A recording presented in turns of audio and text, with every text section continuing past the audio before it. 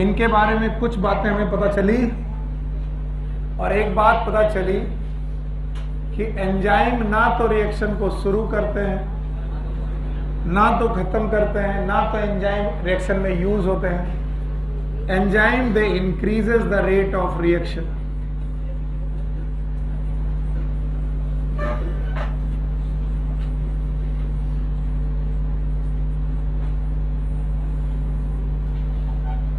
एक बात है, मैं आप लोगों से इमोशनल होकर बोल रहा हूं, अगर एक महीने ये प्रैक्टिस चल जाए और आप लोग साथ दे दो, बस भागो नहीं कि मैं रोज पूछ लूं और तुम रोज बताने के लिए खड़े हो जाओ। यकीन मानिए मैं बता रहा हूं, आपका जो फायदा होगा, मेरा तो जो होगा सो है, आपका इतना फायदा होगा, आपका सब्जेक्ट आपके टिप में आने लगेगा, रिफ्लेक्स में आने लगेगा। और ये वो चीजें जो मैंने करके देखी है, एकदम प्लान से करके देखी है।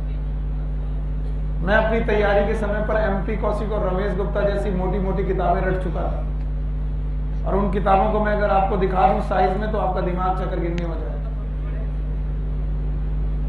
और उसकी वजह यह थी कि हमारा टीचर हमसे पूछ करके बस खूब उड़ाता था, और दूसरा ऑप्शन था नहीं मार्केट में उस समय पर कि कोई दूसरा टीचर हो, तो अब एक ही जगह जाना है पढ़ने। अब इस वजह से भागते भी नहीं थे और मार भी खाते थे, तो अब एक ही बचाव था कि हम पढ़ाई करें, नहीं पढ़ाई करेंगे तो गड़बड़ होगा। और हमें किसी ने बायोलॉजी नहीं पढ़ा, बस हमसे पूछी गई और हमने खुद जाकर के मर के बायोलॉजी सीखी। और याद रखना, आपको सब्जेक्ट तभी आता है जब आप खुद सीखते हैं। ये और बात है, कुछ खुद सीखने में टीचर थोड़ी मदद कर देता है। जब आप खुद सीखते हैं स्पीड स्लो होती है, तो टीचर एक्ट लाइक आपकी सीखने की स्पीड को। क्या टीचर आपकी सीखने को शुरू करता है? क्या बंद करता है? क्या आपके सीखने में टीचर मर जाता है? नहीं, वो तो दोबारा फिर से रीअवेलेबल है। टीचर एक्ट लाइक वो आपके सीखने की स्पीड को बढ़ा सकता है, और आप टीचर को कैसे यूज करते हैं आप पे depend. So enzyme they increase the rate of reaction. So अगला ही क्वेश्चन आता है, how do enzyme increase the reaction. यही अगला टॉपिक है, how do enzyme increase the reaction. Enzymes increase the rate of reaction. Exact यही वाला topic नहीं है, कुछ और लिखा है आपकी बुक में, लेकिन उसका मतलब यही है कि ये जो एंजाइम होते हैं ये रेट ऑफ रिएक्शन को कैसे बढ़ा देते हैं। इसको समझने के लिए, इस हेडिंग को समझने के लिए मैं आपको छोटी सी केमिस्ट्री की पॉइंट पढ़ाने की कोशिश करता हूं। ऑल्दो मैं केमिस्ट्री बहुत अच्छा नहीं जानता हूं, आप लोग अच्छी तरीके से जानते हो।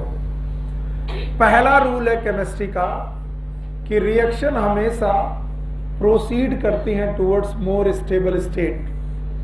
रिएक्शन जहां भी जाएंगी वो स्टेबिलिटी की तरफ जाती है। रिएक्शन ऑलवेज प्रोसीड टुवर्ड्स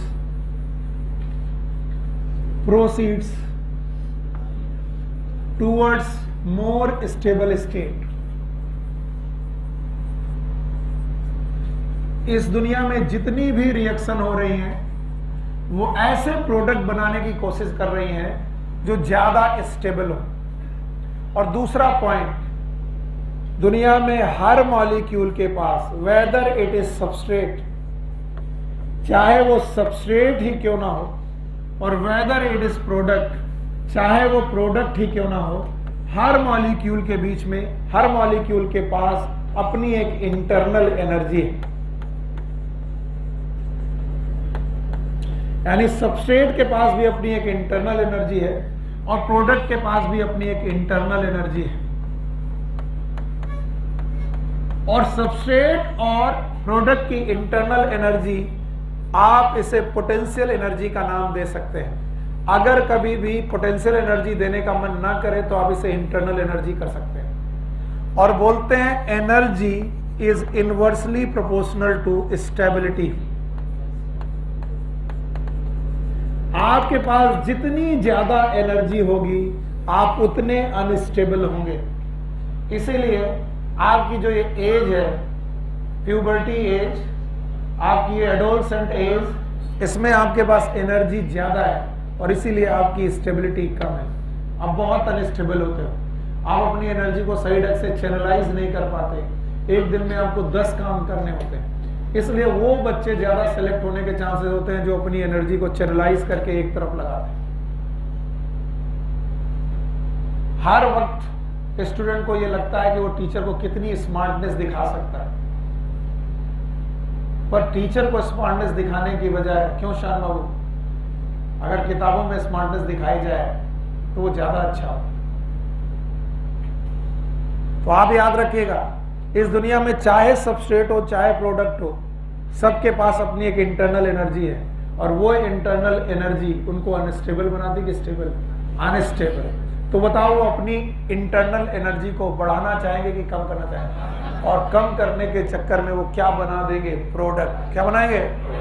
और इसके लिए हमें रिएक्शन की एनर्जी मालूम होनी चाहिए। केमिस्ट्री कहती है कि रिएक्शन की एनर्जी आपको मालूम होनी चाहिए। मैं ग्राफ बना रहा हूं और इस ग्राफ से उस एनर्जी को समझने की कोशिश करते हैं।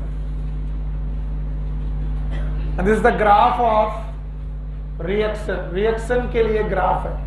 बोलते हैं दो एक्सिस हैं, एक है एक्स एक्सिस, दूसरी है वाई एक्सिस। हम लोग वाई एक्सिस में पोटेंशियल एनर्जी डिस्कस कर रहे हैं, पोटेंशियल एनर्जी।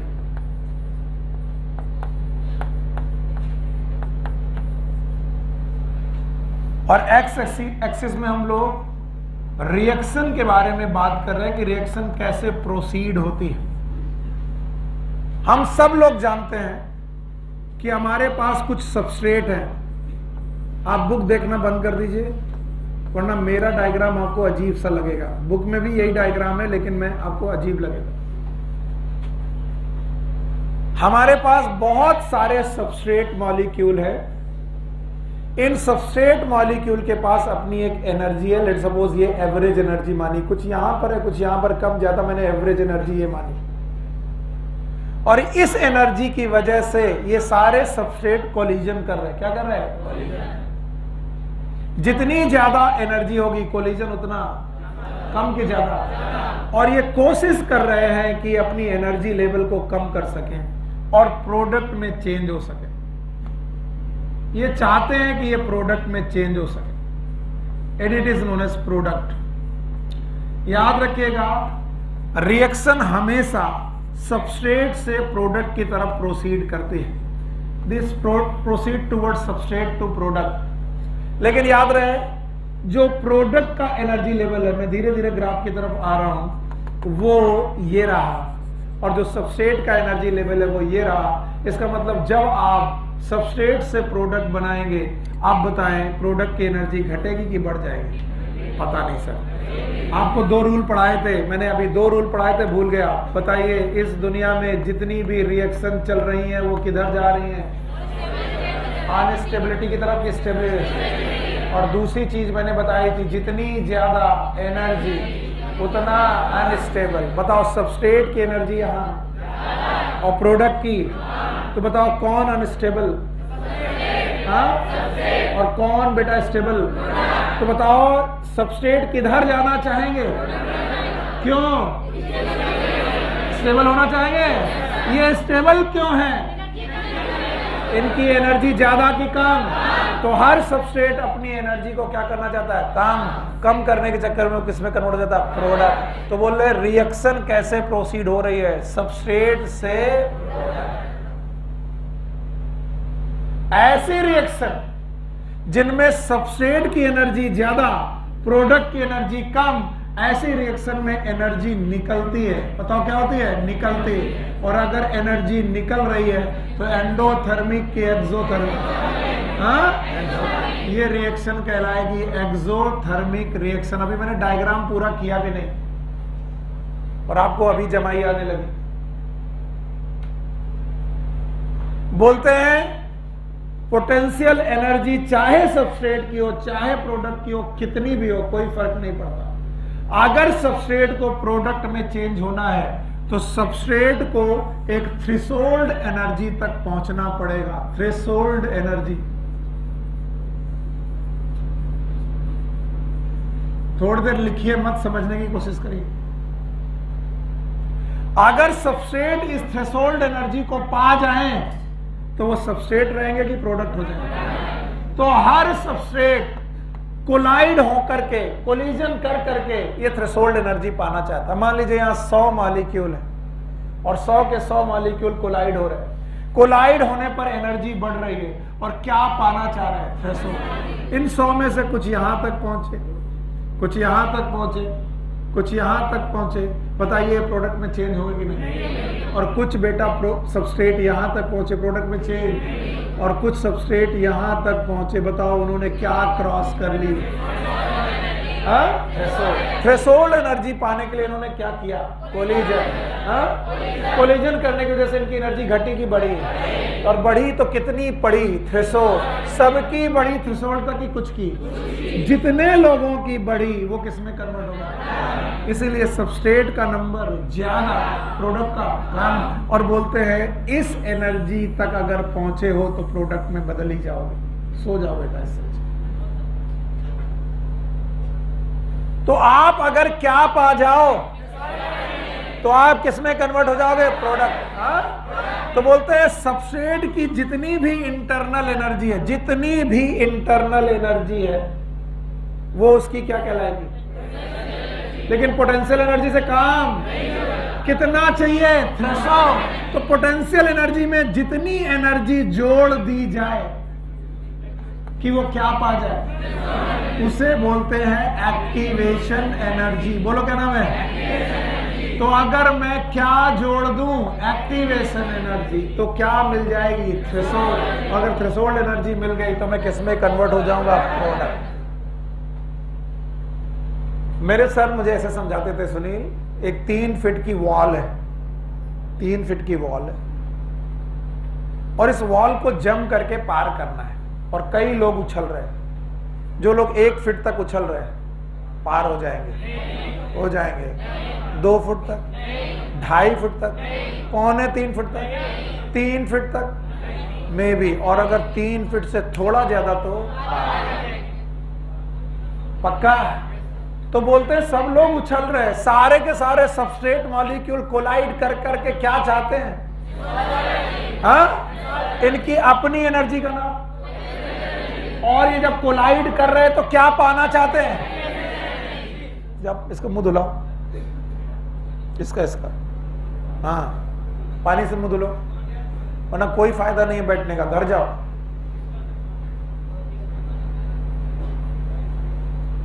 उसकी पलकें 5-5 किलो की हो चुकी है, बड़ी मुश्किल में वो अपनी पलकें खोल रहा, लेकिन वो दब जा रहे हैं। रुमाल गीला करो, ऐसे नहीं करते, रुमाल गीला करके आंखें पोंछो,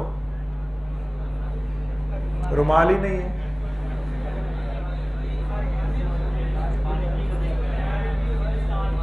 अब इधर देखो, जो भी सबस्ट्रेट की अपनी एनर्जी है उसका नाम, पर पोटेंशियल एनर्जी काफी क्यों, किसमें कन्वर्ट कर दे?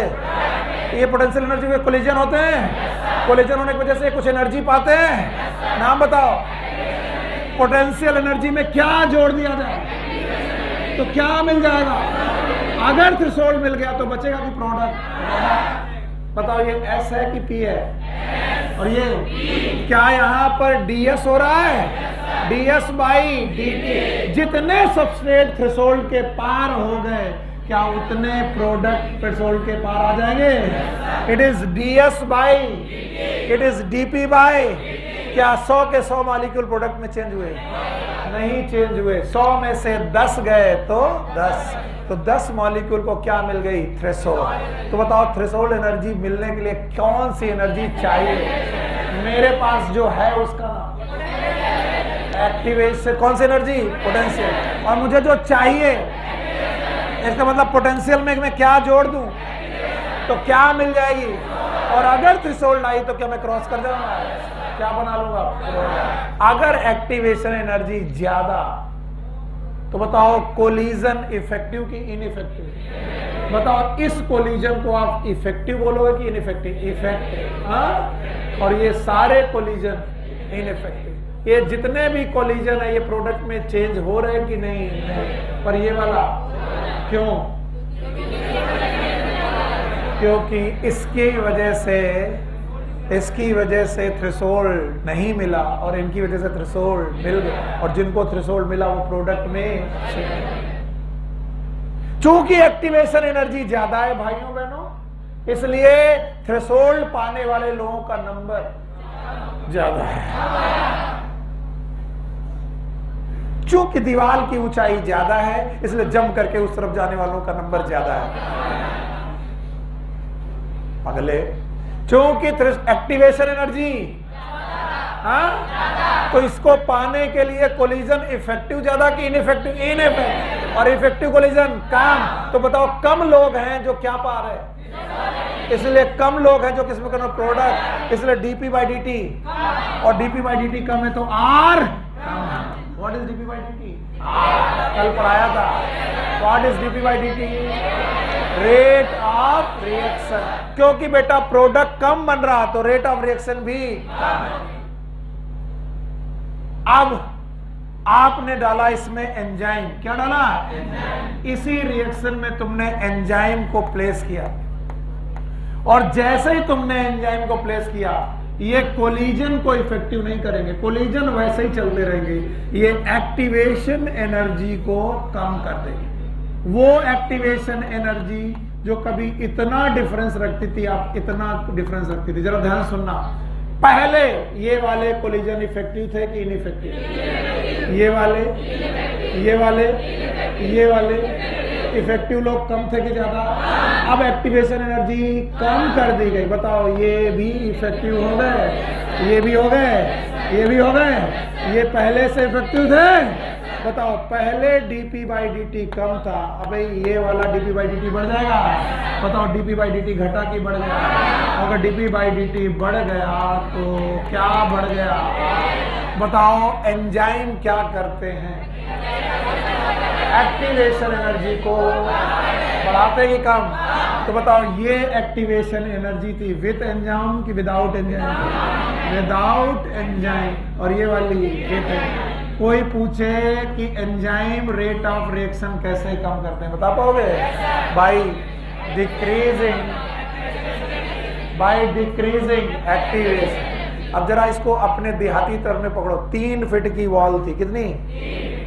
और बहुत सारे लोग जंप कर रहे थे, 3-4 लोग ही केवल 3 फीट से ज्यादा कूद सकते थे। तो बताओ उस तरफ कितने लोग जाएंगे? 4 लोग जंप कर लेते थे। पर मैंने दीवार को कर दिया आधा फुट, कितना? और जितने लोग थे सबके सब की कूदने की क्षमता 1 फुट की थी, 1 फुट से ज्यादा, 1 फुट मिनिमम थी। बताओ ये सब के सब। तो बताओ हमने लोगों को ज्यादा उछाला कि दीवार को छोटा किया? तो एंजाइम ने कोलिजन बढ़ाए कि एक्टिवेशन कम करे? एक्टिवेशन कम करे। तो बताओ प्रोडक्ट की तरफ लोगों का कंसंट्रेशन घटेगा कि बढ़ेगा? तो बताओ एंजाइम ने क्या बढ़ा दिया? Rate of reaction. कैसे? एक्टिवेशन एनर्जी को घटाकर कि बढ़ाकर? तो अगर कभी कोई लोग ना समझ पाए हो तो ये रटंती वाला काम करने। Enzymes increases rate of reaction by decreasing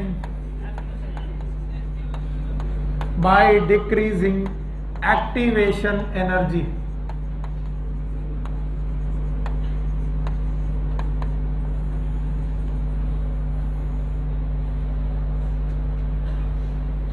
By decreasing activation energy। Page number है 156। सब लोग अपनी एनसीईआरटी का 156 पेज नंबर ओपन करें।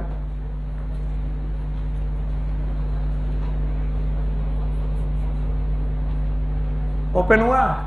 अब ग्राफ देखें। सर बिल्कुल समझ में नहीं आ रहा है। आ रहा है? पहली वाली एक्टिवेशन एनर्जी विद एंजाइम की विदाउट? बाद वाली एक्टिवेशन एनर्जी बढ़ी की कम हो गई? कोलिजन उतने ही है लेकिन इफेक्टिव कोलिजन बढ़ गए। पहले इफेक्टिव कोलिजन कम थे कि ज्यादा? बाद में ज्यादा।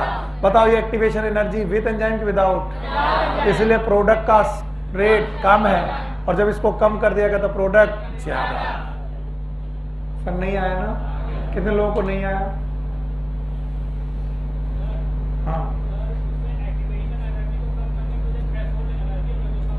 किसी भी रिएक्शन की अपनी थ्रेशोल्ड एनर्जी कभी कम नहीं होती, और थ्रेशोल्ड एनर्जी कम करने का मतलब ये एक्टिवेशन एनर्जी। किसी भी एक रिएक्शन को, ये देखो कुछ लोग बोलते हैं सर इनकी अपनी पोटेंशियल एनर्जी है, इनकी अपनी पोटेंशियल एनर्जी है, तो यही पोटेंशियल एनर्जी थ्रेशोल्ड में क्यों नहीं कन्वर्ट हो जाती? तो मॉलिक्यूल की अपनी एनर्जी अलग है और रिएक्शन की अपनी एनर्जी अलग है। तो energy of the reaction is a different topic and energy of the substrate and product is a different topic. ठीक है, तो वो आप कर रहे हो कि एक्टिवेशन एनर्जी कम कर रहे हो, इसका मतलब इनडायरेक्टली आप थ्रेशोल्ड को ऊपर बढ़ा रहे हो कि घटा रहे हो? घटा रहे हो, बात वही है। लेकिन थ्रेशोल्ड टर्म आपकी बुक यूज नहीं करती। क्या यूज करती है? एक्टिवेशन। तो मैं किस रूप से बोल रहा हूं? एक्टिवेशन एनर्जी बढ़ाई गई कि घटा गई? These are the graphs. जो ग्राफ में दिख रहा वही रियल नहीं है। ग्राफ तो एक समझाने का तरीका है। चलो हटा रहे, बता पाओगे? हाँ, कुछ नहीं बता पाओगे। बताओ क्या दो बातें पहले लिखाई थी मैंने। पहली बात ये थी कि दुनिया की सारी रिएक्शन स्टेबिलिटी की तरफ बढ़ रही हैं। लेस स्टेबल का मोर स्टेबल? More stable. पक्का? अच्छा बताओ, ये दोनों रिएक्शन मोर स्टेबिलिटी की तरफ बढ़ रही हैं। बताओ स्टेबिलिटी का एनर्जी से कोई रिलेशन है? Energy is inversely proportional to stability. तो बताओ जितनी ज्यादा एनर्जी, स्टेबिलिटी की अनस्टेबल, स्टेबल की अनस्टेबल, जो भी बेटा एनर्जी सब्सटेंस की होती है उसे क्या नाम है? इसकी वजह से कोलिजन होते हैं। कोलिजन के दौरान वो क्या अचीव करने की कोशिश करते हैं, लेकिन थ्रेशोल्ड पाने के लिए क्या चाहिए? जिनको एक्टिवेशन एनर्जी मिल गई वो थ्रेशोल्ड पा जाएंगे। किसमें आ जाएंगे? उनके कोलिजन इफेक्टिव माने जाएंगे कि इनइफेक्टिव? इफेक्टिव। बाकी लोगों के इनइफेक्टिव। 100 लोगों में 100 के 100 सबस्ट्रेट चेंज नहीं हुए, 10 चेंज हुए, मतलब 90 के कोलिजन ही नहीं हुए कि कोलिजन हुए इनइफेक्टिव। तो 10 के कैसे? इफेक्टिव। तो 10 लोग क्या बन गए? प्रोडक्ट। क्या हमने एक्टिवेशन एनर्जी कम कर दी? अब बताओ क्या लोगों के कोलिजन इफेक्टिव बढ़ गए? क्योंकि थ्रेशोल्ड या फिर एक्टिवेशन एनर्जी बढ़ी कि कम हो गई? कम हो गई। और इसलिए प्रोडक्ट साइड में लोगों का नंबर घटा कि बढ़ गया। अभी मेरे को थोड़ा डाउट है कि तुम समझ पाओगे, इसलिए मैं दो ग्राफ आपके सामने बना रहा हूं। अगर आपने इसमें ओके कर दिया, ये एनसीईआरटी में नहीं है, तो मैं समझूंगा आपने सही से समझा है, नहीं तो मुझे अभी मेहनत काफी करनी पड़ेगी। दो ग्राफ बना रहा हूं। अभी भी मैंने यहां पर पोटेंशियल एनर्जी लिया है,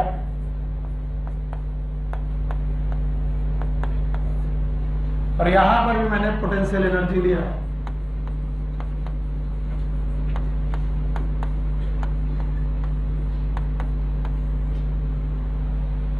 वाई एक्सिस पे पोटेंशियल एनर्जी है, एक्स एक्सिस पे रिएक्शन का प्रोसीजर है, यानी रिएक्शन कैसे चल रही है। ये यहां पर भी मैंने रिएक्शन लिया हुआ है।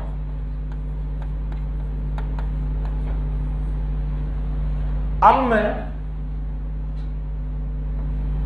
सबस्ट्रेट की एनर्जी बता रहा हूं। ये रही सबस्ट्रेट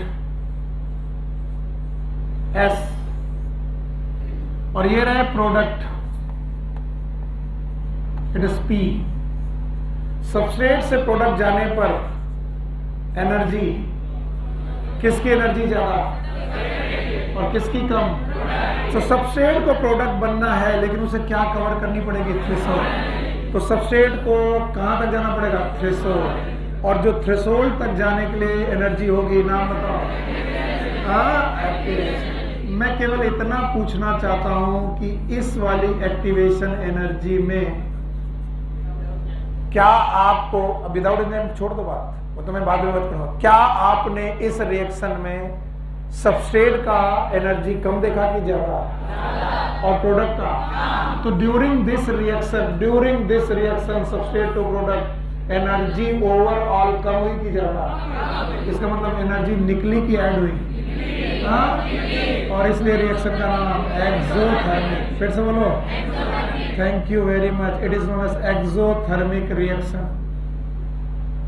अब दूसरा ग्राफ आपके लिए मुश्किल है। ये रहा सबस्ट्रेट,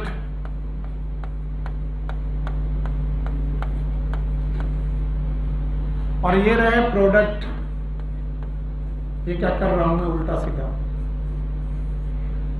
अब बताइए, सबस्ट्रेट से प्रोडक्ट की एनर्जी और सबस्ट्रेट की, इसका मतलब रिएक्शन में निकल रही है कि देनी पड़ेगी। लेकिन इस रिएक्शन को भी करने के लिए क्या चाहिए, थ्रेशोल्ड। बोलो तो बताओ, अब की बार ये एनर्जी का नाम क्या होगा, एक्टिवेशन। फिर से बोलो। और ये वाले का नाम है प्रोडक्ट। बताओ, ये वाले का नाम है सबस्ट्रेट। अभी भी रिएक्शन घट रही है कि अभी भी रिएक्शन हो रही है, लेकिन बताओ एनर्जी घट रही है कि बढ़ रही है। बताओ, इस रिएक्शन में एनर्जी देनी पड़ेगी, यस और नो। तो बताओ, ये एक्सोथर्मिक की एंडोथर्मिक। तो रिएक्शन एक्सोथर्मिक हो कि एंडोथर्मिक हो, हर बंदे को क्या चाहिए, एक्टिवेशन। फिर से बोलो, एक्टिवेशन एनर्जी के बिना पाए आप प्रोडक्ट में चेंज। बताओ, ये रिएक्शन अपने आप होगी कि करानी पड़ेगी, स्पॉन्टेनियस कि नॉन स्पॉन्टेनियस? क्योंकि ये अनस्टेबिलिटी की तरफ बढ़ रही है, और जितनी भी रिएक्शन अनस्टेबिलिटी की तरफ बढ़ती हैं वो हो जाती है कि करानी पड़ेगी। तो बताओ, ये स्पॉन्टेनियस है कि नॉन? नाम है एंडोथर्मिक रिएक्शन, इसका नाम एक्टिवेशन, इसका नाम एक्टिवेशन। अब अगर मैं इन्हीं ग्राफ में एक छोटा सा ग्राफ बना दूं, बताओ दिस या फिर दिस, इसका मतलब है, अब बताइए, एक्टिवेशन एनर्जी घटेगी कि बढ़ गई, कम हुई? इसका मतलब ये है कि एंजाइम एक्टिवेशन एनर्जी को बढ़ाते हैं कि घटाते हैं? ऐसी रिएक्शन में एंजाइम का यूज बहुत कम होता है, क्योंकि ये स्पॉन्टेनियस है कि नॉन स्पॉन्टेनियस। इसीलिए आपकी बुक में जो भी ग्राफ बना है वो एंडोथर्मिक है कि एक्सोथर्मिक? एक्सोथर्मिक। तो बताओ, एक्सोथर्मिक रिएक्शन आ रही है, स्पॉन्टेनियस की नॉन स्पॉन्टेनियस? कैसे तुमने जाना कि ये एक्सोथर्मिक है, ये एंडोथर्मिक है? क्योंकि यहाँ पर सबस्ट्रेट की एनर्जी ज्यादा, प्रोडक्ट की कम है। इसने सबस्ट्रेट ने एनर्जी रिलीज की होगी, और एनर्जी रिलीज हुआ तो एक्सोथर्मिक। और यहाँ पर सबस्ट्रेट की एनर्जी कम है, प्रोडक्ट की ज्यादा। ये नेचुरल कंडीशन में नहीं होता, क्योंकि पहला सेंटेंस बोला था, हर रिएक्शन मोर स्टेबिलिटी की तरफ चल रही है, और stability is inversely proportional to energy. यहाँ एनर्जी बढ़ रही है, तो स्टेबिलिटी है कि अनस्टेबिलिटी? तो ये रिएक्शन होगी नहीं, करानी पड़ेगी। और ऐसी रिएक्शन के लिए enzyme generally always generally involve नहीं होते। इसलिए एंडोथर्मिक रिएक्शन जनरली वैसे तो होती है, लेकिन जनरली एंजाइम नहीं होता। एंजाइम हो भी सकते हैं, और याद रखना, ऐसी रिएक्शन में एंजाइम हमेशा होंगे। किसी ने बोला कि सर, आपने पढ़ाया था कि सर एंडोथर्मिक रिएक्शन में कभी एंजाइम नहीं होते। मैं ये नहीं कह रहा हूँ। क्यों? क्योंकि हम लोगों ने एनाबॉलिक रिएक्शन पढ़े हैं। कौन सी? उनमें एनर्जी यूज होती है, और उस समय पर वो एक्सोथर्मिक एंडोथर्मिक, उनमें भी एंजाइम हो सकते हैं, लेकिन ज्यादातर समय पर कौन सी रिएक्शन है? Endothermic, exothermic. अब बताओ, इन दोनों रिएक्शन से तुमने क्या जाना? चाहे एनर्जी निकले, चाहे एनर्जी देनी पड़े, इन दोनों रिएक्शन में एक एनर्जी चाहिए ही। बोलो कौन? एक्टिवेशन एनर्जी चाहिए। और ये बाहर से मिलेगी कि कोलिजन से? तो चाहे एनर्जी निकल रही हो, चाहे एनर्जी देनी पड़ रही हो, ये दी गई एनर्जी एक्टिवेशन एनर्जी में चेंज, और निकलने वाली एनर्जी भी एक्टिवेशन एनर्जी में चेंज। तो ये एनर्जी आएगी कहां से? Due to collision. और कोलिजन इफेक्टिव तभी होंगे जब बेटा एक्टिवेशन एनर्जी ज्यादा की कम। तो बताओ, एंजाइम एक्टिवेशन एनर्जी को देखा बेटा कितनी बुरी तरीके से कंफ्यूज हुए तुम, और तुम्हें कोई मतलब नहीं कि तुम पूछ लो। फिर सुनो, कमर सीधी करके बैठो।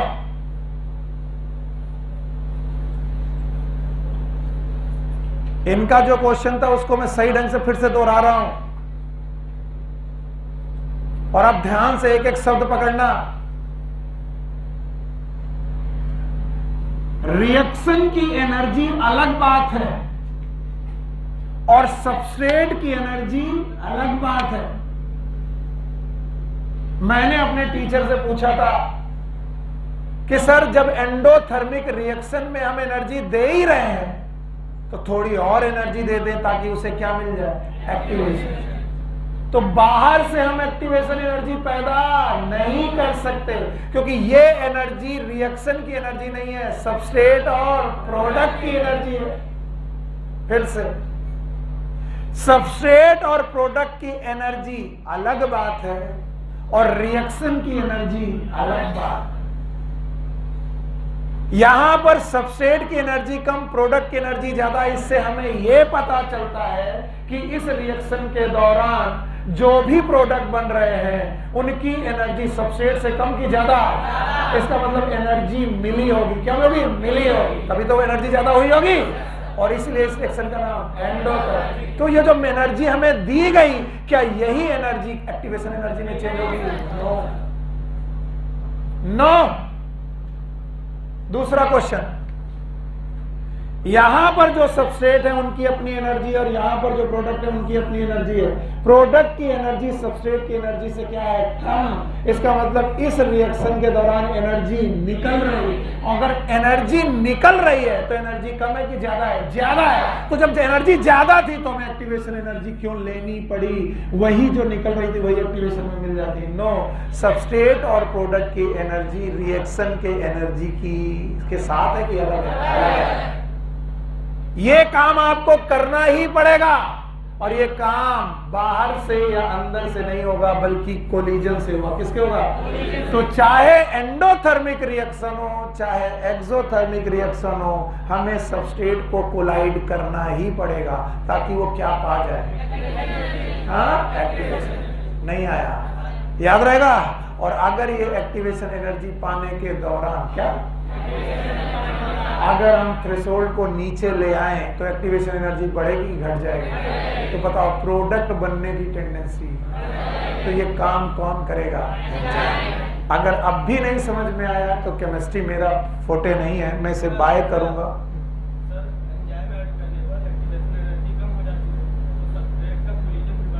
ना, यही तो मैं बता रहा हूं।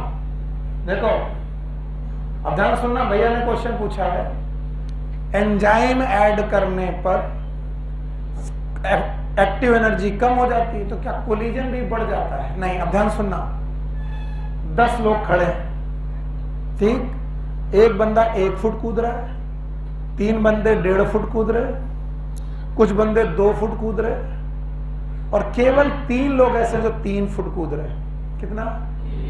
3 फुट के ऊपर कूद रहे और दीवार कितने की है? कोई भी कोलिजन में अंतर नहीं है, सबके कोलिजन उतने ही। एक लोग 1 फुट, 1.5 फुट, 2 फुट, 3 फुट से ज्यादा। दीवार कितनी फीट की है? बताओ, सब पार कर जाएंगे कि 3 फीट? जिनकी कूद कितनी है, बाकी लोग कूदते रह लेंगे कि पार। अब बताओ, अब की बात तुमने लोगों की कूद को बढ़ा दिया कि दीवार छोड़ आधे फीट की कर दी? बताओ, जो 3 फीट कूद लेता था, 2 फीट वाला भी, 1.5 फुट वाला भी, 1 फुट वाला भी, क्या आपने कोलिजन बढ़ाए? कूदने वाले तो अभी भी कूद रहे थे, पहले भी कूद रहे थे, तुमने क्या कर दिया? दीवार छोटा। तो बेटा, कोलिजन घटते या बढ़ते नहीं। टॉपिक ज्यादा लंबा जा रहा, बातें मत करो। एक कोशिश और है, पहली बार में जब आप सुनते नहीं हो तो ये हालत होती है। ये बताओ, कौन सी एनर्जी? Potential energy. ये रिएक्शन की एनर्जी की सबस्ट्रेट और प्रोडक्ट। और ये क्या है? रिएक्शन। रिएक्शन कहां से कहां की तरफ जा रही है? सबस्ट्रेट से प्रोडक्ट। अब सुनो, मेरे पास कुछ सबस्ट्रेट है, हो सकता है सैकड़ों सबस्ट्रेट हो, बहुत सारे सबस्ट्रेट हो। इन सबस्ट्रेट की अपनी एक एनर्जी है। इस एनर्जी का नाम,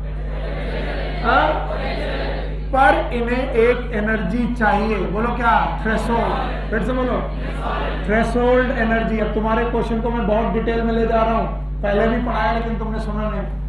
अब इनने चालू किया कोलिजन। क्या चालू किया? कोलिजन नहीं बढ़ रहे, कोलिजन उतने ही है। इस कोलिजन की वजह से कुछ लोग यहां तक की एनर्जी पा पाए, प्रोडक्ट में चेंज हो जाए। क्यों नहीं? कुछ लोग यहां तक की पा पाए, प्रोडक्ट में चेंज हो जाएंगे। कुछ लोग यहाँ तक की एनर्जी पा पाए, चेंज हो जाएंगे। कुछ लोग यहाँ तक की पा जाए, नहीं हो जाए, चेंज हो जाएंगे।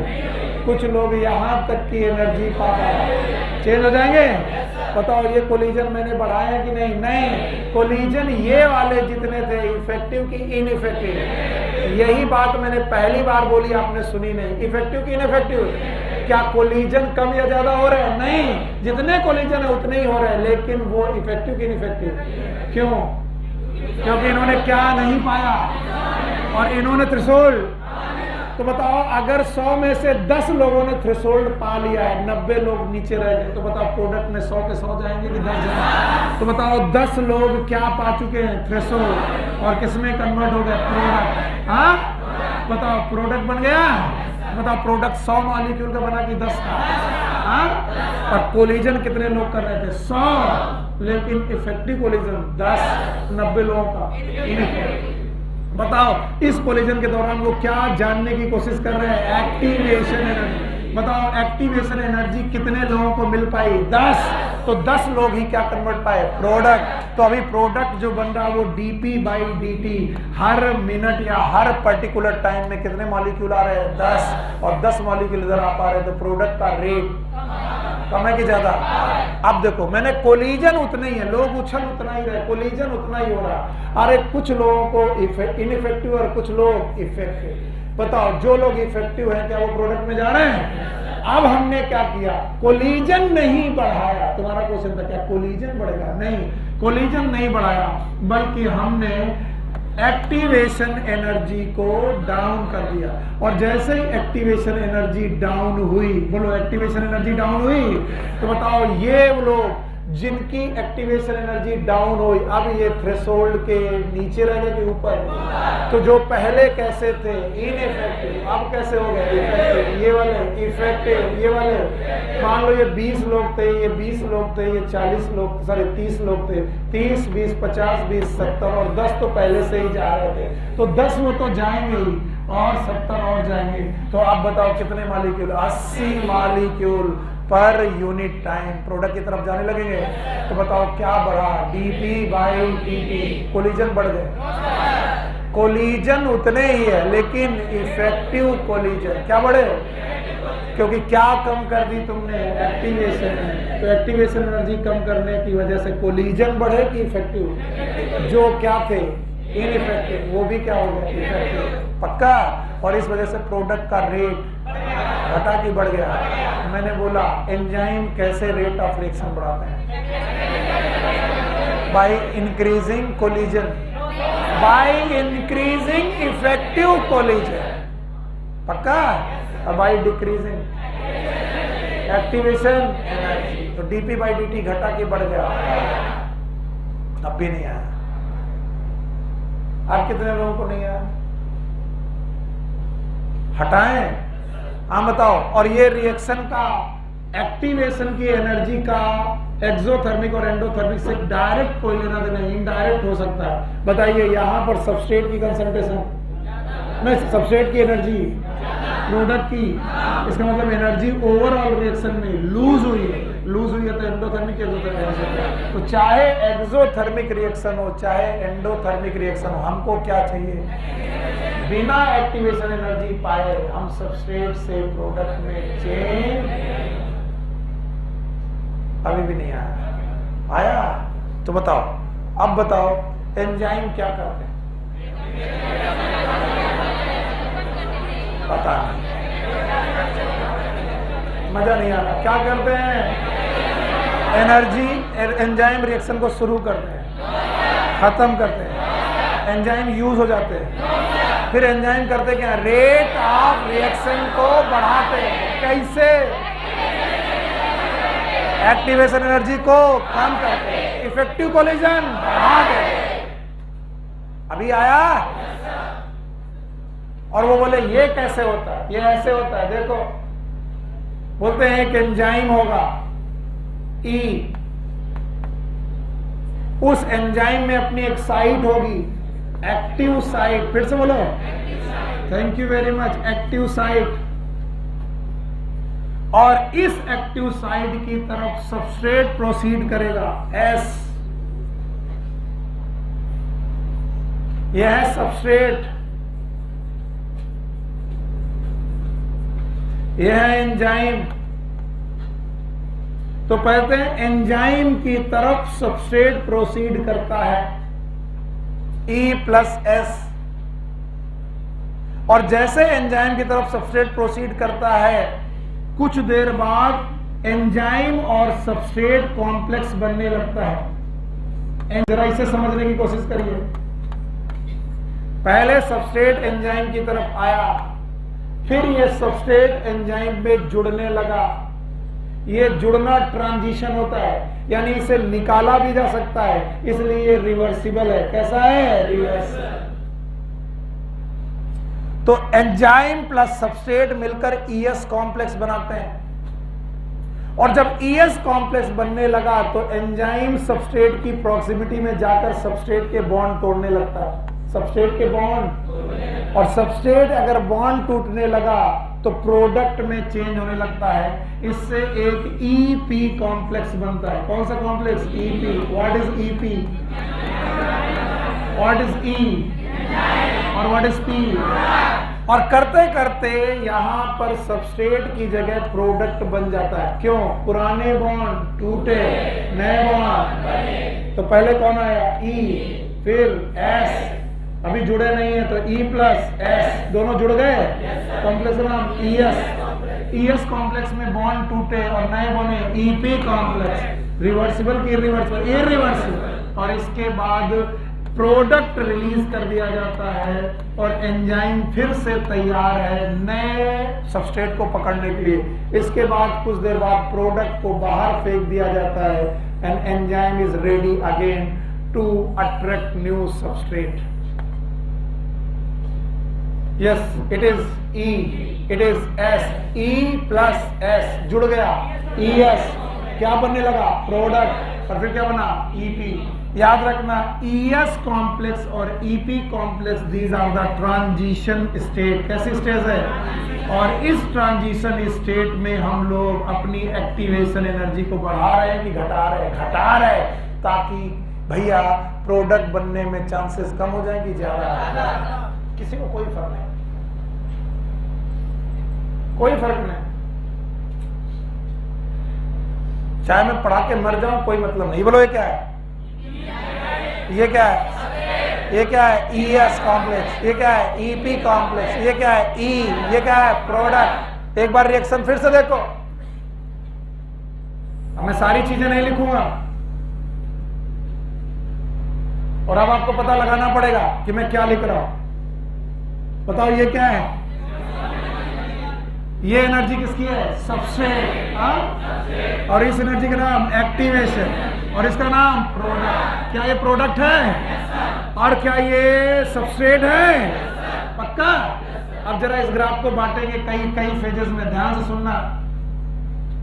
अगर मैं इसको एक लाइन ये बांटूं, फिर ऐसे बांटूं, तो आपके सामने क्या क्या आएगा देखिएगा। इट इज E+S, यस और नो?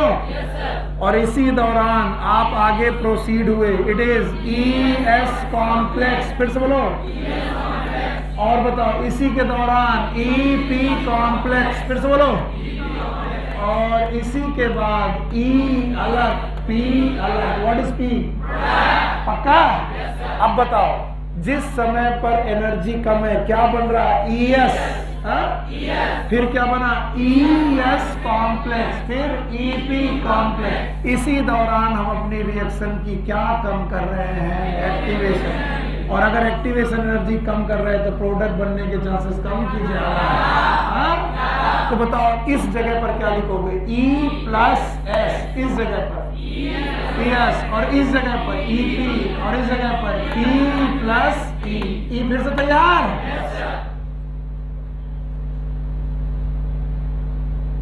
नहीं आया? तो बताओ, अगर ग्राफ में देखोगे तो क्या है? S। इसमें क्या जोड़ो? E+S। ये वाला ES, ये वाला EP। ES और EP ट्रांजिशन है, और स्टेबल क्या? अनस्टेबल? अनस्टेबल। और यही किस में कन्वर्ट होगा? प्रोडक्ट। और इन्हीं ES और EP कॉम्प्लेक्स के दौरान रिएक्शन की एक्टिवेशन एनर्जी बढ़ रही है कि कम हो रही है? देखो एनसीईआरटी में कहीं रिएक्शन लिखी है क्या?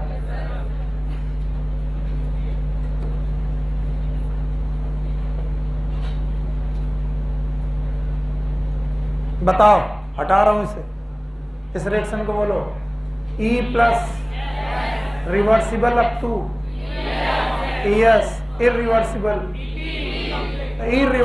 E plus P। ES में ES जुड़ चुके हैं कि अलग अलग? जुड़ चुके हैं कि अलग अलग? ES में जुड़ चुके हैं। बॉन्ड टूटना शुरू ही हुए हैं और EP में बॉन्ड टूट रहे हैं, नए बॉन्ड बन रहे हैं और E प्लस P में प्रोडक्ट बन चुका है और एंजाइम अलग है। नहीं आया ना? आया? इसी को आपकी बुक ने नेचर ऑफ एंजाइम एक्शन के हिसाब से पढ़ाया है। अगला टॉपिक है nature of enzyme action.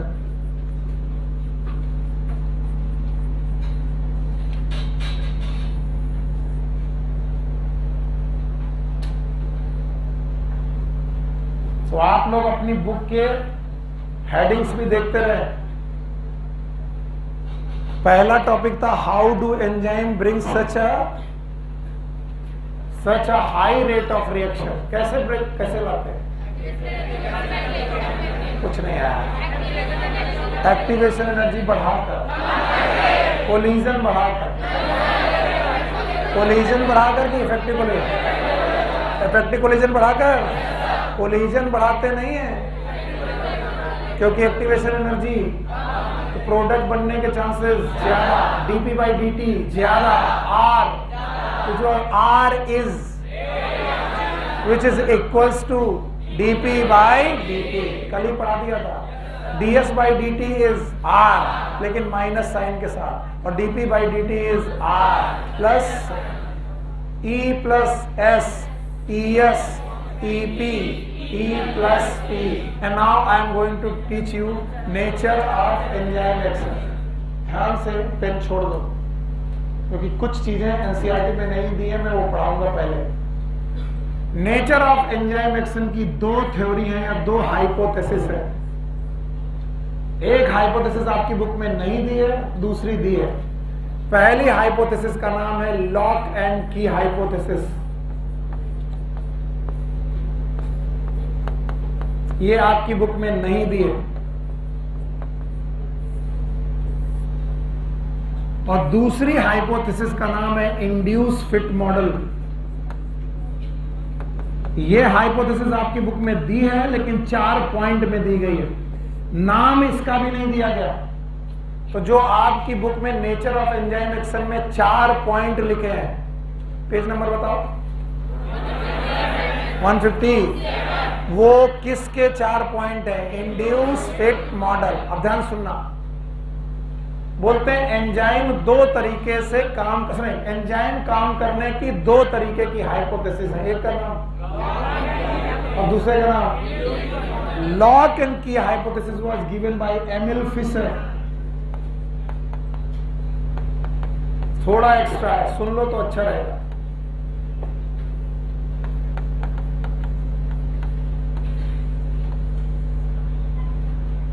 An induced fit model was given by Gosling।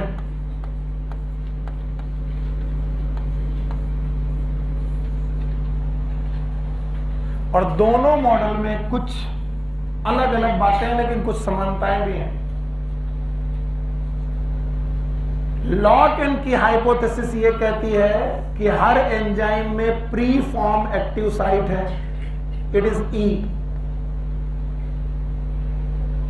Enzyme और हर एंजाइम में pre formed active site present है, पहले से बनी एक्टिव साइट प्रेजेंट है।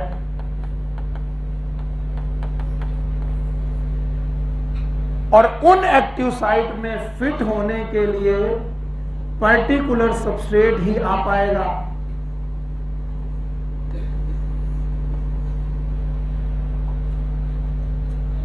जैसे हर ताले की एक ही चाबी होती है, वैसे हर एंजाइम का एक ही सबस्ट्रेट होता है।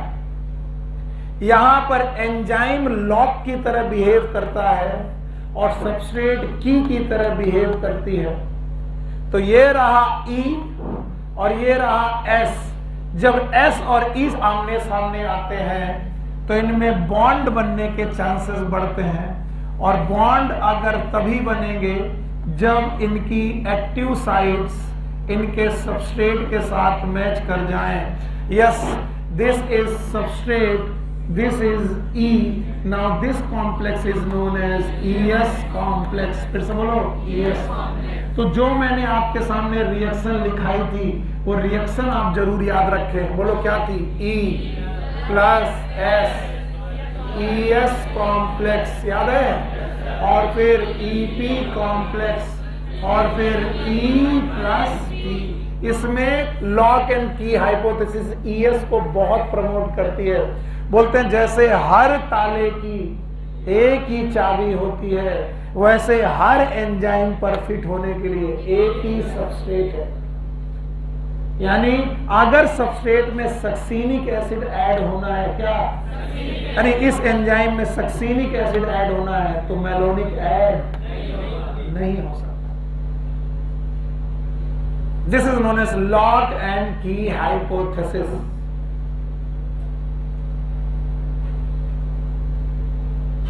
And this was given by M.L. Fisher। Koshland कहते हैं बिल्कुल यही बात, लेकिन थोड़े अलग अंदाज में। वो कहते हैं कि हर एंजाइम के पास नो डाउट एक्टिव साइट हैं,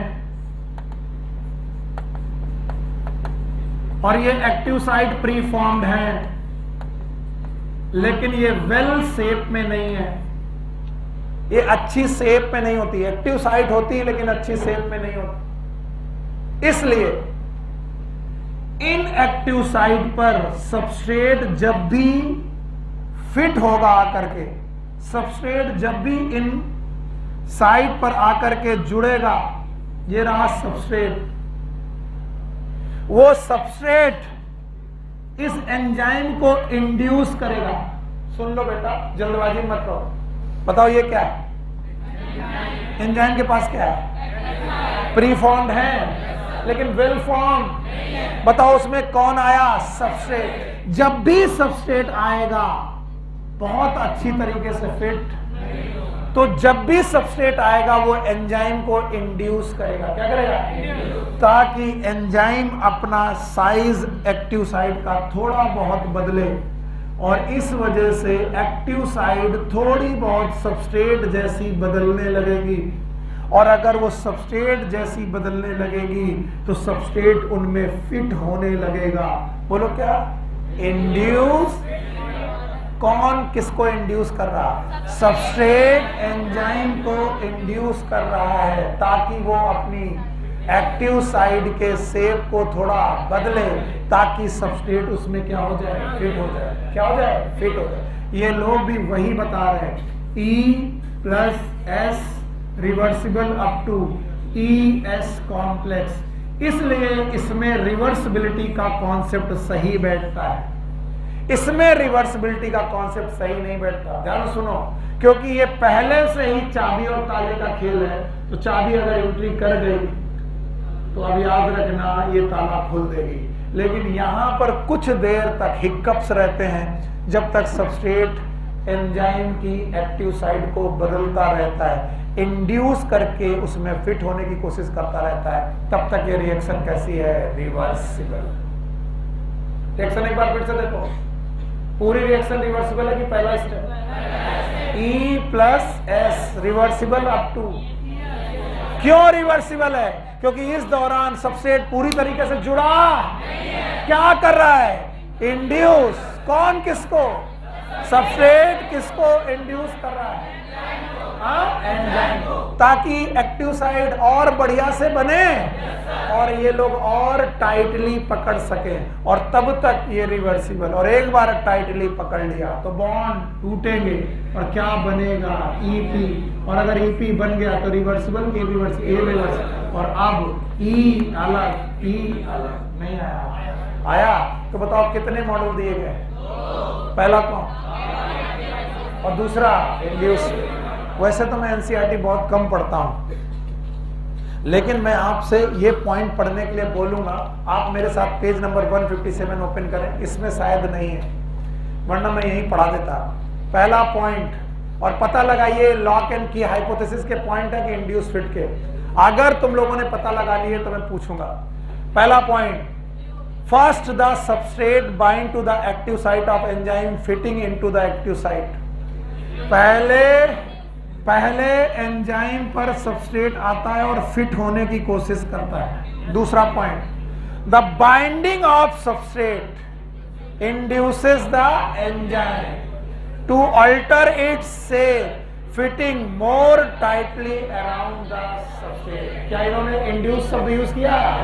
कौन किसको इंड्यूस कर रहा? Substrate is going to induce to enzyme, ताकि ये अपनी शेप को थोड़ा बदले और टाइटली पकड़ सके। किसे? सबस्ट्रेट। और तीसरा point, active site of enzyme now in close proximity of the substrate break the chemical bond of the substrate and the new enzyme product complex is born। ES से क्या बनने लगा? EP।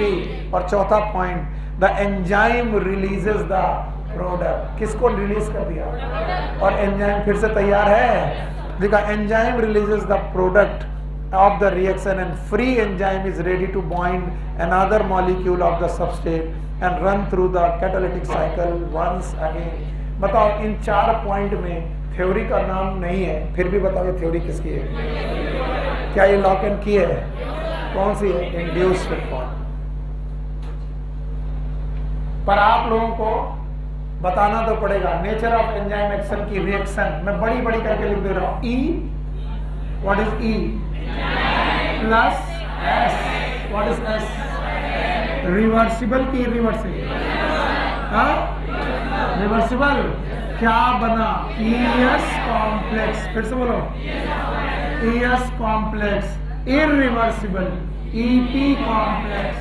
अब बताओ, EP कॉम्प्लेक्स बन चुका है, अब क्या होगा? E अलग, P अलग। What is P?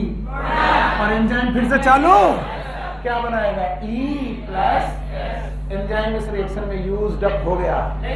शुरू किया, हम बंद किया, क्या किया? रेट ऑफ रिएक्शन को बढ़ाया। किस दौरान? ES के दौरान की ES और EP? ES और EP। क्या ये ट्रांजिशन फेज है?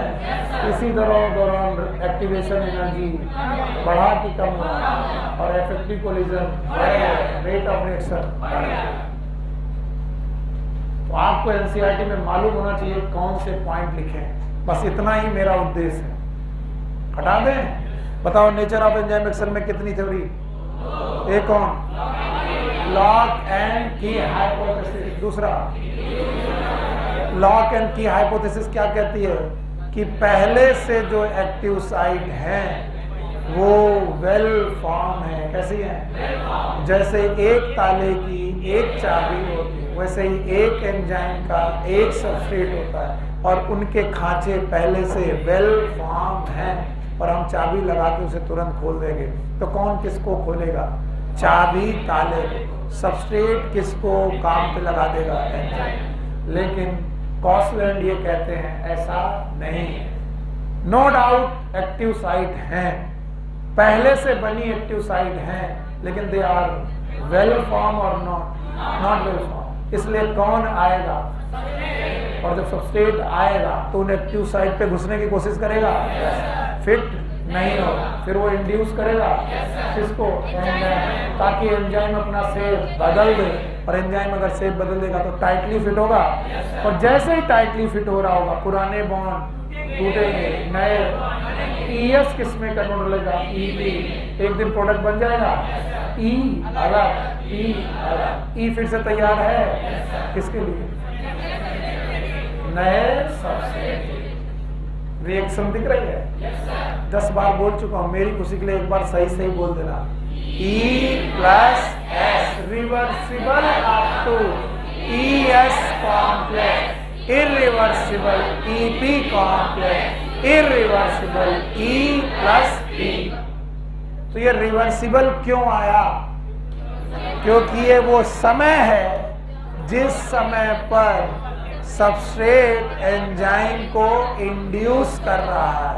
अगर कर चुका है तो अब E प्लस एस नहीं है, ES हो गया, और ES हो गया तो पुराने बॉन्ड टूट गए, नेट एक्टिवेशन एनर्जी कम हो चुकी है, प्रोडक्ट बन गया।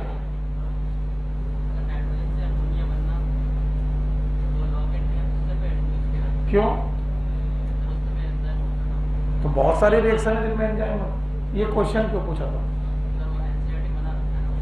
तो वो वही है, हम लोग एनसीईआरटी किस मॉडल को ज्यादा सही मानते हैं? इंड्यूसमेंट को ज्यादा मानते हैं। अब तुम कहोगे वहां तो सर लॉक एंड की जैसा दिख रहा है ना? चुप रहो। ये दोनों की दोनों थ्योरी है कि हाइपोथेसिस है, और हाइपोथेसिस वो होती है जो एक्सपेरिमेंटली प्रूफ, केवल स्टेटमेंट है, इनमें से कोई भी थ्योरी नहीं, इनका मतलब एक्सपेरिमेंटल प्रूफ अभी नहीं। दो लोगों के विचार हैं, कुछ लोगों का मानना है लॉक एंड की, कुछ लोगों का मानना है। हमारी एनसीईआरटी ने किसको तवज्जो दी है, कैसे दिया? 4 पॉइंट लिखे, और 4 पॉइंट किसके लिखे? इंड्यूस फिर मॉडल। अगला है factor affecting enzyme activity.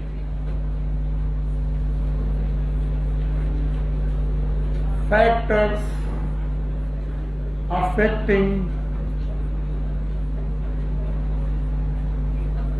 enzyme activity.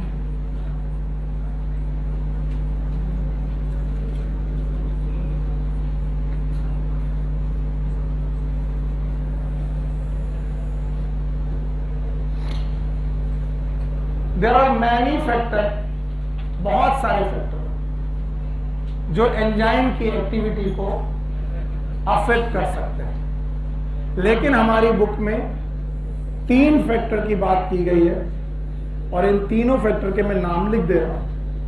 One is known as temperature, दूसरा है पीएच, तीसरा है कॉन्सेंट्रेशन ऑफ सबस्ट्रेट।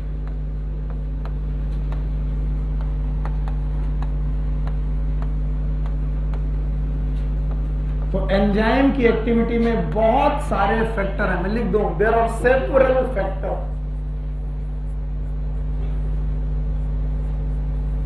पर इन सेवरल फैक्टर में से एनसीईआरटी ने 3 फैक्टर चूज किए हैं, और ये 3 फैक्टर हैं temperature, pH, concentration of substrate.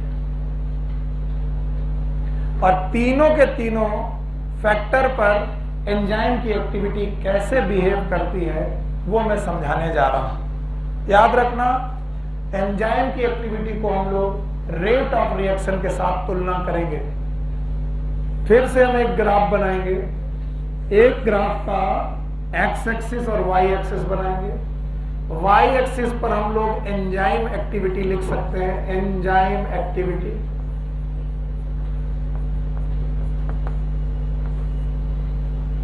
और एक्स एक्सिस पर हम लोग टेम्परेचर ले सकते हैं।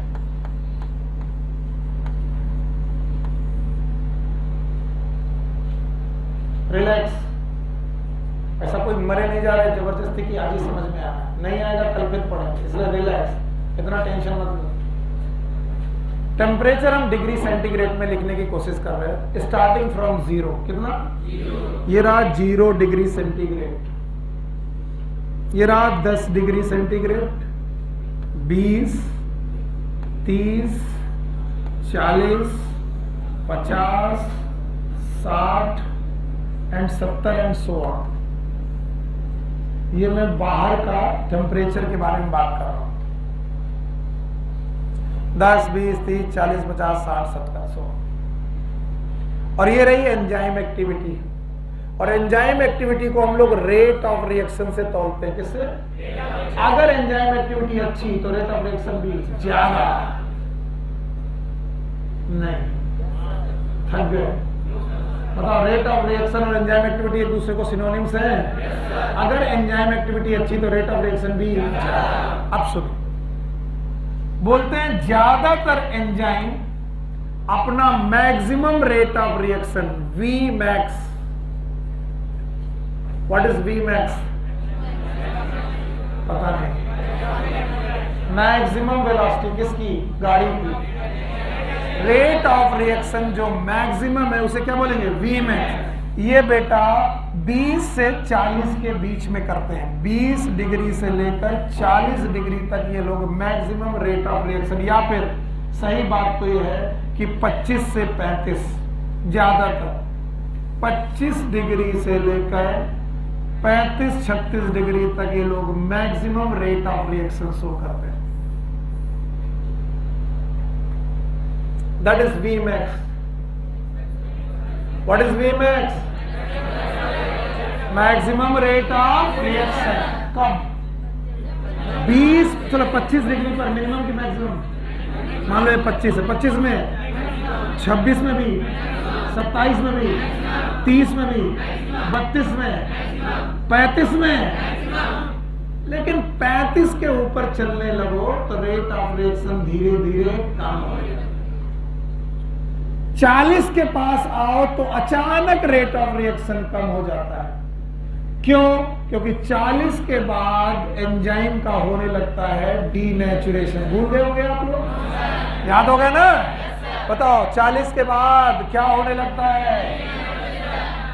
Denaturation. Denaturation. What is denaturation? पता नहीं सर। हाइड्रोजन बॉन्ड बनते हैं कि टूटते हैं? टूटते हैं। टर्सरी स्ट्रक्चर, सेकेंडरी में, सेकेंडरी, प्राइमरी। पक्का? तो बताओ रेट ऑफ रिएक्शन घटने लगता है कि बढ़ने लगता है? तो रेट ऑफ रिएक्शन अचानक घटने लगता है। और यही काम तब होता है जब आप 20 डिग्री के नीचे जाने लगो। जैसे जैसे 20 डिग्री के नीचे जाने लगे आपका रेट ऑफ रिएक्शन घटने लगा कि बढ़ने लगा? क्यों?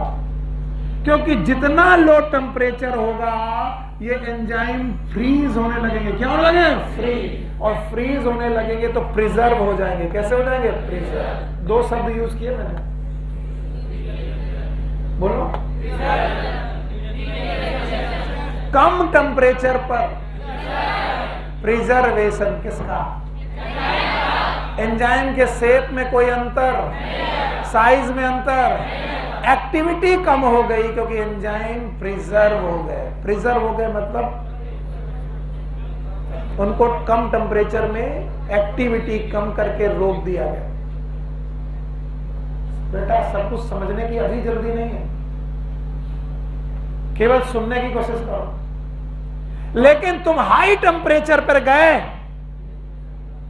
हाई टेम्परेचर पे गए तो एंजाइम प्रिजर्व हुआ कि डिस्ट्रक्ट? बर्बाद हो गया क्योंकि बॉन्ड बचे कि टूट गए? नाम बताओ। डीनेचुरेशन से भी एंजाइम एक्टिव की इनएक्टिव? इनएक्टिव। और प्रिजर्वेशन से भी एंजाइम इनएक्टिव। आप इनएक्टिव कह के केवल अपना जान नहीं बचा सकते। कम टेम्परेचर पर भी एंजाइम इनएक्टिव है, ज्यादा टेम्परेचर पर भी एंजाइम इनएक्टिव है। लेकिन ये इनएक्टिविटी एंजाइम के स्ट्रक्चर को मेंटेन करती कि तोड़ देती है? लेकिन इस वाली इनएक्टिविटी में एंजाइम अपना स्ट्रक्चर मेंटेन रखता है। ये और बात है कि वो एक्टिव है कि इनएक्टिव? छोड़ो ये बात, हटाओ। और मैं आपको गांव लेके चलता हूं और 2 काम करके सिखाता हूं। हमारे पास मिल्क है, काऊ बफलो का मिल्क है। बेटा हाथ जोड़ रहा हूं, हर चीज का मजाक मत किया। इस मिल्क में हमारे पास एक एंजाइम पड़ा है लैक्टोबैसिलस। बोलो क्या नाम? बैक्टीरिया है, लैक्टोबैसिलस नाम का बैक्टीरिया है। और इसमें एक एंजाइम है लैक्टेट डिहाइड्रोजिनेस। बोलो क्या नाम है? और ये लैक्टेट डिहाइड्रोजिनेस फर्मेंटेशन करके इस मिल्क में एसिड पैदा कर सकता है। कौन सा एसिड? Lactic acid. और अगर मिल्क में लैक्टिक एसिड आ गया तो दूध फट सकता है, दूध की कर्डलिंग हो सकती है। क्या हो सकती है? अगर मैं दूध को ऐसे ही छोड़ दूं तो कुछ देर बाद दूध फट जाएगा क्योंकि उसमें एक एंजाइम होगा। बोलो लैक्टेट। अब हमारी मम्मी, जो हम लोग गांव के लोग हैं, शहर वाले लोगों के बात बाद में करेंगे। गांव के लोगों को नहीं मालूम कि बायोलॉजी क्या है, डीनेचुरेशन क्या है। लेकिन हमारी मम्मी ये जानते हैं कि अगर मैं इस मिल्क को उबाल दूं, बॉयल कर दूं, तो ये मिल्क फटेगा नहीं, बच जाएगा। कोई मुझे बताए क्या होगा? बॉयल करने पर एंजाइम और बैक्टीरिया बचेंगे कि डीनेचर? बैक्टीरिया मर जाएंगे और एंजाइम डीनेचर हो जाएंगे। तो जो एंजाइम डीनेचर हो गए तो बताओ एंजाइम काम करेंगे कि नहीं करेंगे? लैक्टिक एसिड मिल्क रहेगा, कर्ड में चेंज। इसके फायदे क्या? इसके फायदे ये है कि अगर तुमने बॉयल किया तो दूध ज्यादा देर तक प्रिजर्व रह सकता है, क्योंकि जितने बैक्टीरिया और एंजाइम थे वो बचे कि मर गए। अब इधर सुनो, शहर में आओ। शहर के लोग हैं आलसी, उन्होंने कहा कल उबालेंगे, आज हम इसको रेफ्रिजरेटर में रख देते हैं। रेफ्रिजरेटर जिसे तुम अंग्रेजी में बोलते हो फ्रिज, ये भी अंग्रेजी ही है। फ्रिज में रखा, जब फ्रिज में रखा तो वहां का टेम्परेचर कम है, 10 डिग्री, 8 डिग्री, 7 डिग्री। फ्रीजिंग में मत रख देना, तो मतलब रखा था दूध मिल गई आइसक्रीम। अब इस कम टेम्परेचर पर एंजाइम प्रिजर्व है, ध्यान सुनना, एंजाइम, लेकिन एक्टिव की इनएक्टिव? इनएक्टिव। लेकिन बताइए ये जो एंजाइम प्रिजर्व है इसका शेप खराब है कि मेंटेन? इसलिए रेफ्रिजरेटर में रखा हुआ दूध अगर तुम निकाल के 20 मिनट रख दो तो वो बेटा फिर से नॉर्मल टेम्परेचर पा जाएगा और उस 20 मिनट के अंदर फट जाएगा। लेकिन उबाला हुआ दूध तुम 4 घंटे रख दो, नहीं फटेगा। क्यों? क्योंकि वहां पर एंजाइम डीनेचर। फिर कोई क्वेश्चन पूछता है, जब एंजाइम से डीनेचर थे तो फिर कभी दूध नहीं फटना चाहिए। बेवकूफ हो, दूध ओपन बेटा, ओपन डब्बे में है या फिर तुम बोलोगे सर ढक्कन लगा है, तब भी इससे नया बैक्टीरिया घुस सकता है और नए एंजाइम आ सकते हैं। इसलिए अगर तुम बार बार उबालते रहो तो क्या होता रहेगा? बार बार डीनेचर, और एंजाइम एक्टिव की इनएक्टिव होते रहेंगे। और अगर एंजाइम इनएक्टिव होते रहेंगे तो बताओ आपका दूध बचा रहेगा? तो इस तरीके को एक्टिव की इनएक्टिव। और अगर तुमने अपना मिल्क रूम टेम्परेचर पे रख दिया, that is 25 degree room temperature. और आजकल गर्मियों में रूम टेम्परेचर नहीं, रूम का टेम्परेचर 25, 35, 30 है। अगर हम रखें तो बताओ उस समय पर एंजाइम की एक्टिविटी मिनिमम की मैक्सिमम, तो दूध के फटने के चांसेस सबसे नहीं है। सर बिल्कुल नहीं समझ गया। आप देखो, ये तो मैं तुम्हें समझा गया, लेकिन तुम सब बेवकूफ बने हो। टीचर इसी का फायदा उठाता है। अब जैसे मुझे आगे ना पढ़ाना हो, मैं कहता हूँ मैंने बहुत अच्छा पढ़ाया, तुम बाहर निकल के बहुत क्या सुनील सर ने पढ़ाया, गजब समझ में आ गया, दूध उबाला, दूध रेफ्रिजरेटर में रखा, एकदम सही समझ में आया। ये बेवकूफ, ऐसे क्वेश्चन नहीं बनने वाला, निकलेगा ही नहीं तुम्हारा क्वेश्चन। क्वेश्चन जब आएगा तो तुम्हारा क्वेश्चन निकलेगा ही नहीं। क्वेश्चन कैसे पूछे जाए? याद रखना, टेम्परेचर पर एंजाइम एक्टिविटी ऑप्टिमम टेम्परेचर का रूल फॉलो करती है। कौन सा? ऑप्टिमम टेम्परेचर का रूल फॉलो करती है। The optimum temperature is the range of temperature, फिर से बोलो, eight which the rate of reaction is minimum की मैक्सिमम। फिर से, what is optimum temperature? Range of temperature at which rate of reaction is maximum. मान लो ये 25 से 35 है, तो 25 में मैक्सिमम, 27 में, 30 में, 35 में। तो तुम 25 से 35 तक चलो, रेट ऑफ रिएक्शन बढ़ने वाली नहीं है। वो कैसी है? मैक्स, पहले से मैक्स हो चुकी। यहां पर Q10 फेल हो जाएगा। कैसे? 25 से 35 तक गए, रेट ऑफ रिएक्शन मैक्सिमम ही रहा, डबल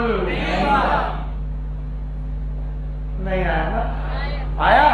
25 से 35 तक गए, rate of reaction almost same रहा, थोड़ा बहुत कम ज्यादा हुआ भी तो डबल। 10 डिग्री टेम्परेचर बढ़ा दिया, रेट ऑफ रिएक्शन डबल नहीं हुई, क्योंकि वो पहले से कैसी है? मैक्सिमम। अब देखो, लो टेम्परेचर से चले, सुनो, लो टेम्परेचर से चले तो जैसे जैसे टेम्परेचर बढ़ाते गए रेट ऑफ रिएक्शन, तो किसी ने कहा कि टेम्परेचर बढ़ाने पर रेट ऑफ रिएक्शन बढ़ेगी। हम लोग बड़े खुश हो गए, मिल गया मिल गया मिल गया, सबने सही बताया। पर ये एग्जैक्ट बात नहीं है, क्योंकि जब तुम इस तरह पाओगे तो टेम्परेचर बढ़ाने पर रेट ऑफ रिएक्शन, तो आप श्योर नहीं हो कि टेम्परेचर बढ़ाने पर क्या होगा। सूर्य सुन लो, बहुत महत्वपूर्ण बात छोड़ गए। तो हम श्योर नहीं है कि टेम्परेचर बढ़ाने पर रेट ऑफ रिएक्शन बढ़ेगी। क्यों? क्योंकि ऑप्टिमम टेम्परेचर के पहले से अगर चले तो टेम्परेचर बढ़ाने पर रेट ऑफ रिएक्शन, और ऑप्टिमम टेम्परेचर के बाद चले तो टेम्परेचर बढ़ाने पर रेट ऑफ रिएक्शन घटेगी। तो याद रखना, क्वेश्चन इतना ब्यूटीफुल बन सकता है कि there is a reaction in which on increasing rate of reaction increases, as well as on increasing temperature rate of reaction decreases, as well as on increasing rate of reaction does not change. It is optimum temperature. नहीं आया? तो एक तरफ temperature बढ़ाने पर बढ़ेगा और एक तरफ टेम्परेचर बढ़ाने पर तरीका होता है बेटा। That's not the way. Try करो एक्सक्यूज मी शब्द कहने का। क्या बोलो बोलो, एक्सक्यूज मी, ठीक है।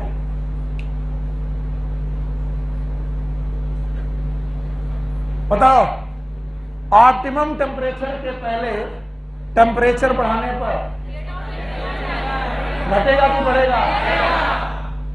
ऑप्टिमम टेम्परेचर जोन पर टेम्परेचर बढ़ाने पर रेट ऑफ रिएक्शन में चेंजेस जो होंगे बहुत ज्यादा कि बहुत कम? बहुत कम। और ऑप्टिमम टेम्परेचर के बाद टेम्परेचर बढ़ाने पर 0 से 10 जाने पर टेम्परेचर बढ़ा, 10 से 15 जाने पर बढ़ा, 15 से 20 जाने पर बढ़ा, 20 से 25 जाने पर बढ़ा, 25 से 35 जाने पर ऑलमोस्ट से, एकदम सेम नहीं, ऑलमोस्ट से, मतलब 35 से 40 जाने पर घटा, 40 से 50 जाने पर घटा, 50 से 60 जाने पर टेम्परेचर बढ़ाने पर रेट ऑफ रिएक्शन बढ़ेगा भी, टेम्परेचर रेट ऑफ रिएक्शन घटेगा भी, और ऑलमोस्ट सेम भी रहेगा। और यही खूबी है ऑप्टिमम टेम्परेचर कॉन्सेप्ट की।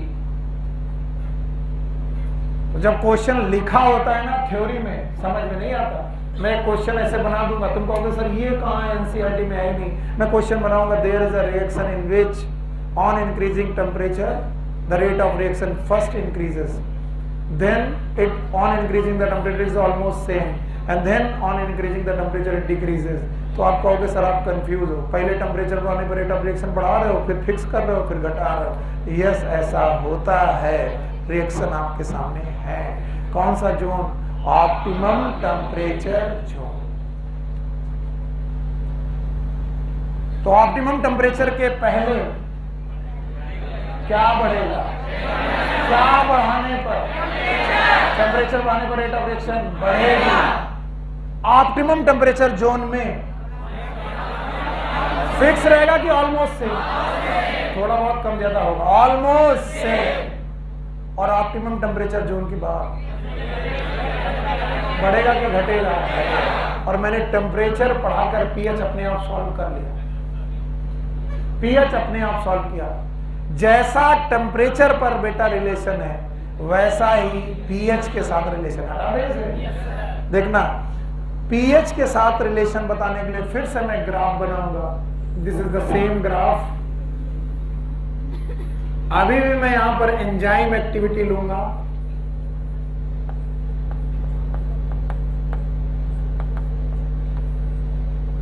एंजाइम एक्टिविटी लूंगा और यहां पर लूंगा, इधर देखो, यहां पर लूंगा मैं पीएच। और ये ग्राफ बड़े ही अजीब है। क्यों? क्योंकि every enzyme have it's different optimum pH. Every enzyme have it's different optimum pH. इनके अपने ऑप्टिमम पीएच डिफरेंट है। जैसे पैनक्रियाज से निकलने वाले एंजाइम ये 7 से 8 pH या 7 से 8.5 pH या फिर 7.5 pH से लेकर के 8 8.5 pH तक मैक्सिमम रिएक्शन शो करते हैं। तो मान लीजिए पेनक्रियाटिक अमाइलेज है, कौन सा एमाइलेज है, वो किस pH में काम करेगा? 7.5 से 8.5 में जो काम उसका होगा मिनिमम की मैक्सिमम। चलो pH स्केल 0 से चालू होगी, यस सारे पट्टे pH स्केल 0 से चालू होगी, 1 से क्या 1, ये मान लो 7 है, क्या है, और कहां तक जाएगी 14। और मैं कह रहा हूं 7.5 से 8.5 के आसपास बेटा मैक्सिमम शो कर रहा है, मैक्सिमम। तो मैं बोलूंगा यहां पर रेट ऑफ रिएक्शन मैक्सिमम है। बताओ pH घटाने पर रेट ऑफ रिएक्शन घटेगी, pH बढ़ाने पर भी रेट ऑफ रिएक्शन 8 के बीच में, इट इज मिनिमम की मैक्सिमम। तो बताओ जो रूल किस पे लग रहा था, वही बेटा। इसी स्केल में, अगर इसी स्केल में मैं पेप्सिन बना दूं तुम्हारा दिमाग खराब हो जाएगा। पेप्सिन कहां पर? स्टमक, पेलोबा, और वो किस pH पे काम करता है? 1 से 3, 1 से और 1 से कम pH। तो बताओ ये शुरू होगा मैक्सिमम से और क्या हो जाएगा? नहीं आया। इसका मतलब इसमें केवल एक जोन होगी, ऑप्टिमम एंड देन डिक्रीज, क्योंकि pH 1 से कम, क्योंकि ये किसका ग्राफ होगा? पेप्सिन, और ये किसका होगा? एमाइलेज। नहीं आया? आया। तो बताओ हर ग्राफ जरूरी नहीं कि एब्सोल्यूट हो, इसलिए उन्होंने एक ग्राफ ऐसा बना दिया है और ये ग्राफ 7 pH के आसपास बनाया है। क्या यही ग्राफ पेप्सिन के लिए पॉसिबल है? क्योंकि पेप्सिन कहां पर निकलता है? स्टमक, और स्टमक का pH 1 से 3। इसका मतलब वो 1 से 3 पे मिनिमम काम करेगा कि मैक्सिमम, और 1 से 3 के आगे बढ़ोगे तो कम होगा, और 1 से कम pH होता नहीं है। तो बताओ ऑप्टिमम के पहले का ग्राफ, ये बात समझी में नहीं आ रही। अरे केमिस्ट्री पढ़े हो, pH स्केल कहां से चालू होता है? 1 से 7 तक एसिडिक, 7 न्यूट्रल,